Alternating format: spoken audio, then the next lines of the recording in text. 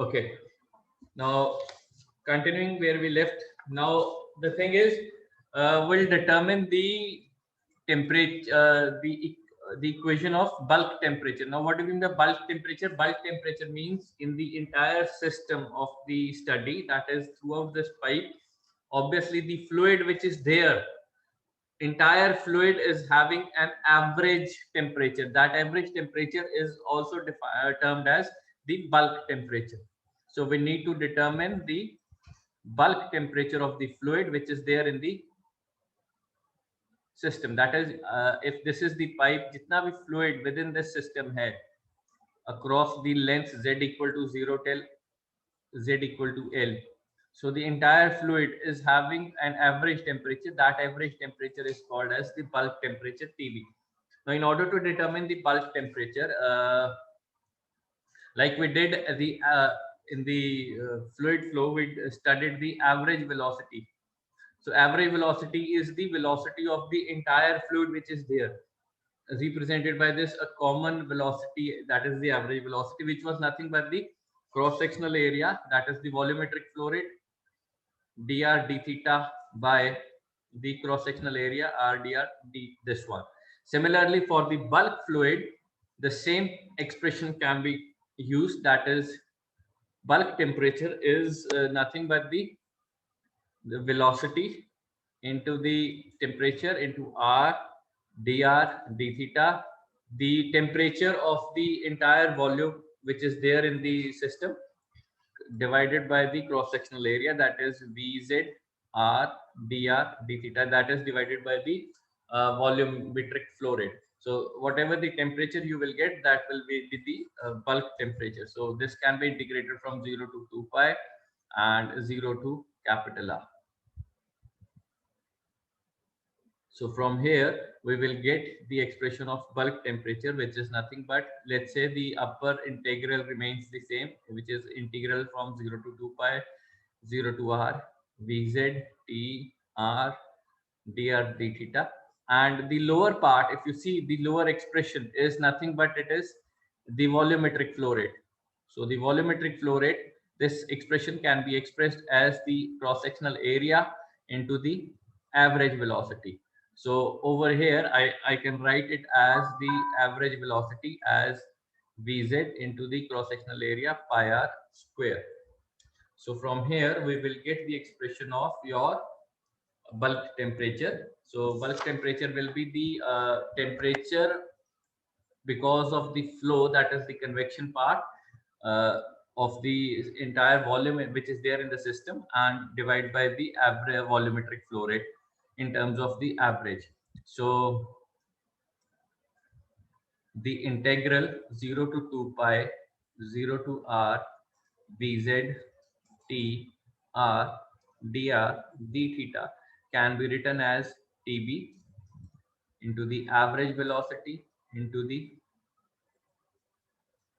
area. Now, if you multiply both sides, by rho Cp, so this expression can be written as your, okay, multiply both sides by rho Cp and take the derivative, that is d by dz, and take the derivative d by dz of this thing. So what do we have as this expression? This can be written as average velocity into pi r square into rho Cp into dTb by dz. So, and what is this?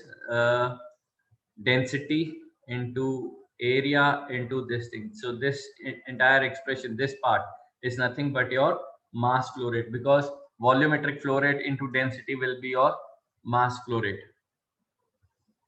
Clear? And or we can write that pi r square into average velocity can be written as mass flow rate by density.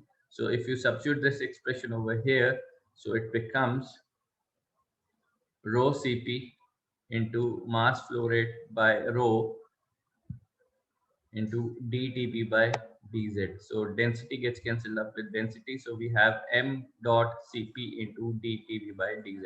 And what is this? This we all study from the initial, that the how much amount of heat has been transferred to heat up this fluid, that is mcp delta t.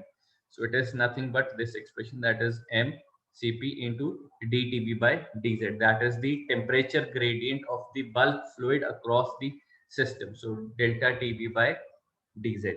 So uh,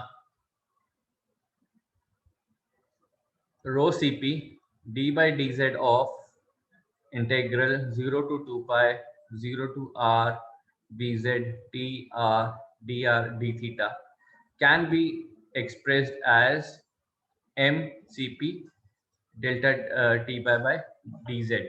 Now if you come to your main equation, that is this one, what we do is, over the entire system, what we do is we integrate it over the entire system. For that, what we do is we multiply both sides by r dr d theta and integrate it from 0 to r and 0 to pi. So that is, on both the sides, the system gets integrated from 0 to r, 0 to 2 pi, rho cp vz dt by dz into r dr d theta, which is equal to 0 to r, 0 to 2 pi, k by r del by del r of r dt by dr into r dr d theta. So if you multiply both sides by r dr d theta and integrate it, now if you look at this expression, we have already calculated the value of this expression, which comes out to be mcp delta t. It is nothing but it is this thing. So the left hand side of the expression have already been calculated, which is nothing but it is this term, that is m dot cp dTv by dz. So we can substitute this expression. Let's say this is b, and let's say this equation is this entire equation is equation A. So left hand side of equation A can be represented by the right hand side of equation B. So we'll substitute this later on. Also, if you look at the right hand side of this expression, that is this part. If you look at the right hand side, now right hand side is the integral 0 to r, 0 to 2 pi, k by r by del r of r del t by del r into r dr d theta. Now, if you look at this expression of r dt by dr integrated, now this expression r dt by dr is 0 at r equal to 0. That is, at r equal to 0, if you integrate it, so this at r equal to 0, this expression is 0. So if you, upon integration, so this entire term will be 0 at r equal to 0, because of the symmetry. The reason being it's 0 because it's at the center of the pipe. So because of the symmetry conditions of the symmetry conditions at the center. Also, this r dt by dr, if you evaluate at r equal to the other condition, that capital R, so this can be written as r dt by dr at r equal to this thing, that is the temperature difference across radial temperature gradient at r equal to this thing. So this expression, when you integrate it, can be written as, obviously there is no theta term, so it can be written as 2 pi directly, and the other term is 0 to r, k can be taken out. So del, this r gets cancelled up with this r, so it is del by del r of r dt by dr into dr. And what we are doing is we are basically differentiating this thing and integrating. So that means we are just considering this equation at the conditions at r equal to 0 and r equal to r, which we have already solved. So this entire expression can be written as 0 to 2 pi k r dt by dr at r equal to capital R. So this is the right hand side of your this thing. So let's name it as the C. So substituting both B and C in equation A. So substituting B and C in equation A. So B represents the left hand side of equation A and C represents the right hand side of equation A. So in general, what we are left with is m dot Cp dTb by dz is equal to 2 pi k r dt by dr at r equal to 0. So it is this thing. So our equation finally reduces in terms of the mass flow rate, specific heat, in terms of bulk temperature. Now this equation will be solved depending upon the boundary conditions, depending upon the two important boundary conditions. The first important boundary condition is constant wall temperature. Obviously at r equal to r, we are talking about at the wall. So at constant wall temperature condition, the other condition is constant wall heat flux conditions. So there are two important boundary conditions. One is what will be the temperature at the wall, that is constant wall temperature conditions. The other is how much heat is there at the wall. So it is constant heat flux condition. So we'll consider both these cases one by one. So let's first discuss about constant wall temperature condition. Now, when we say constant wall temperature condition, how physically we can represent constant wall temperature is basically in evaporators and in condensers. This thing occurs where the outer fluid normally used is the steam at a quite high flow rate. So in order to maintain a unique throughout the wall, the constant wall temperature. At the constant wall conditions, so we'll solve this in two different ways. So let's first write it over here, constant wall temperature conditions. So when we say constant wall temperature condition, at the wall, that is at R equal to capital R, uh,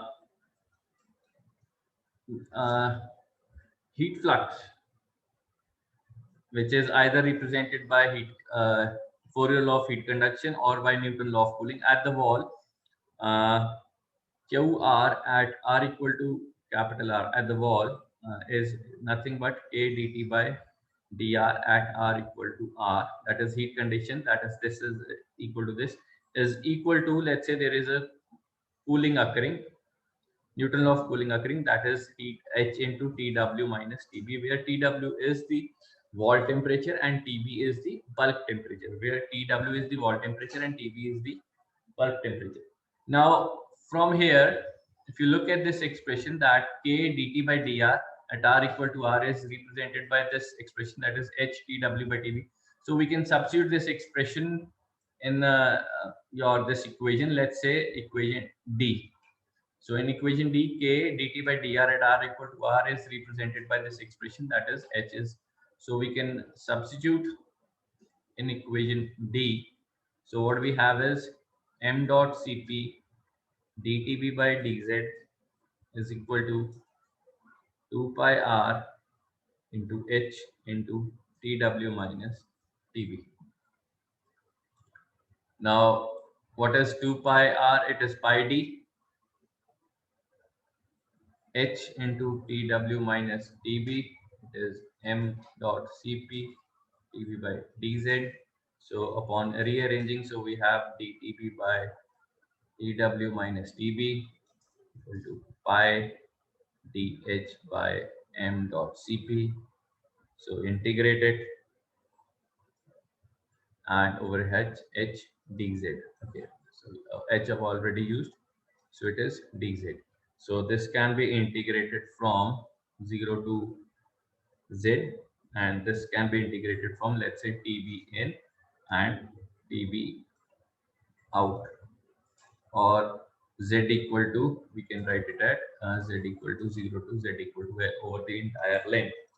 So this can be written as ln Tw minus Tb in over Tw minus Tb out will be nothing but pi d h into the entire length L. So Tb out can be calculated, which is Tw minus Tb in into exponential of obviously this can be rearranged, so it is minus pi d over m dot cp, that is there, pi d hl over m dot cp. So this is the outlet temperature which can be calculated using this expression. Now if you look at the temperature profile, obviously the temperature profile will be somewhat an exponential rise, because there is an exponential term with respect to the length. So if this is the wall temperature, that is the maximum temperature which it can achieve. So across the length, that is at z equal to 0 till z equal to L, this will be the temperature profile which it will reach. So at the most it will reach up to this thing. Clear? So this is the bulk temperature conditions with respect to the this.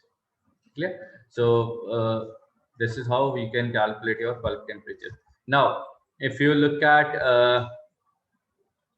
Q, total heat transfer to the fluid,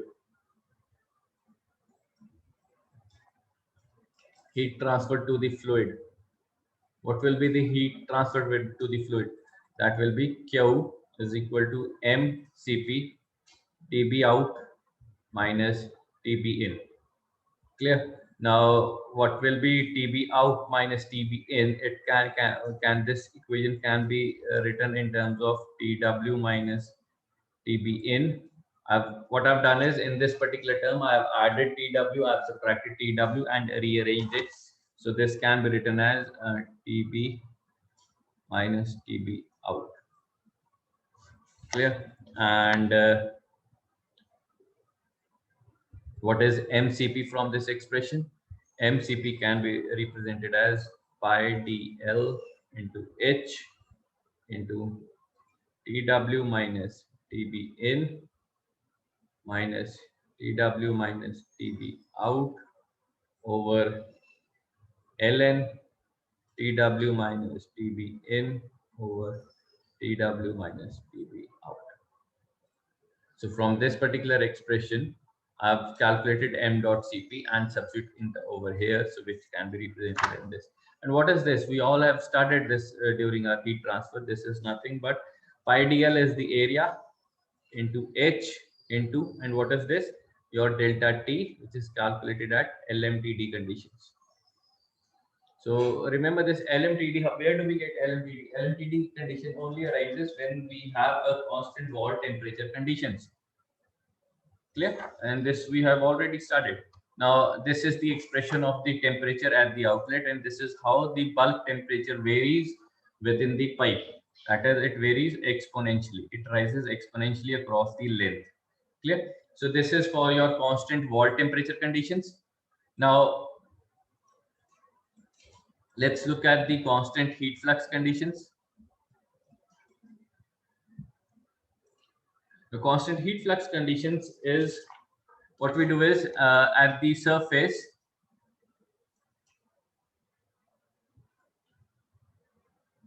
second boundary condition is constant heat flux conditions at the wall, that is R equal to capital R at R equal to capital R.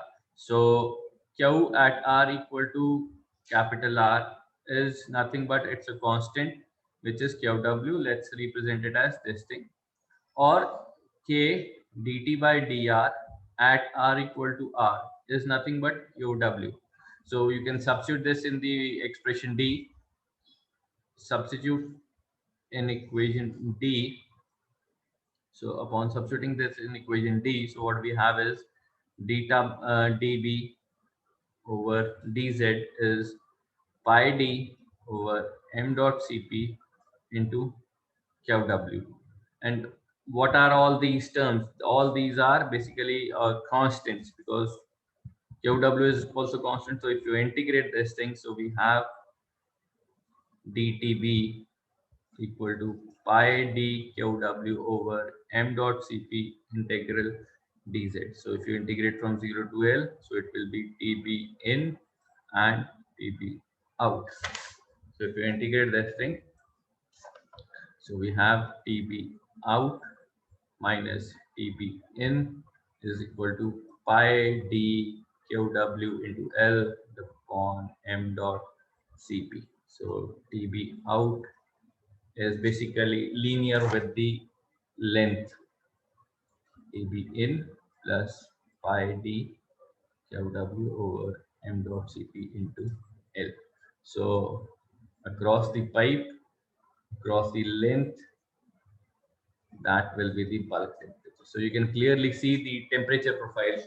In a constant wall temperature, it was exponentially rising, and in the constant heat flux condition, it's linearly increasing across the length of the pipe. Now, heat transferred in this particular case.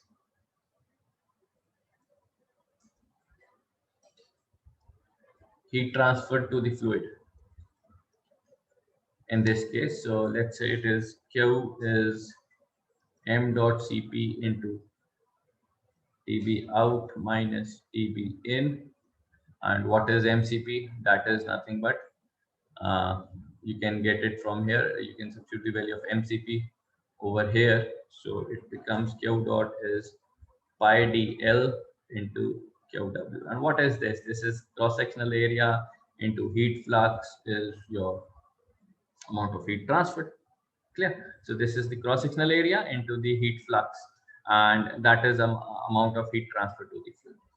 So you can clearly see that in both the expressions, the temperature profile as well as the heat transfer condition, how do we get how much amount of heat is being transferred to the fluid under both conditions. So this is how we normally solve it. Now,